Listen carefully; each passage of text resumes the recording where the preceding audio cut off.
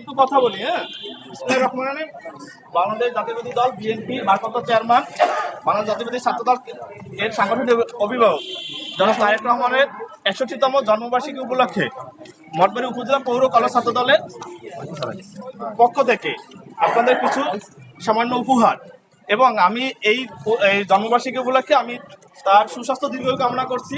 তারই সাথে সাথে আমাদের জনাব তারেক রহমানের যে ৩১ দফা বাস্তবায়নে আগামী বাংলাদেশ স্বনির্ভর এবং সুষ্ঠু একটা বাংলাদেশ গড়ার অঙ্গীকার যে পড়তে আছে, এটা আমরা সবাই এখানে রিপ্রেজেন্ট হিসেবে আছে, সবাই এটা দেখবেন এবং সবাই কিন্তু বলার বা দেখার সুযোগ করে দিবেন।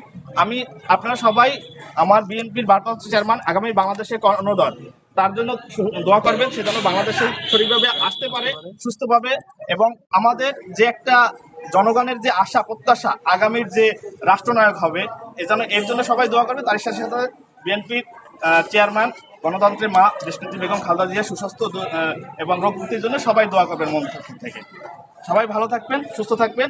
আমি আমার বাংলাদেশ জাতীয়তাবাদী ছাত্র দল মঠবাড়ি উপজেলার পক্ষ থেকে সংগ্রামী সালাম ও শুভেচ্ছা জানিয়ে আমি সংক্ষিপ্ত শেষ।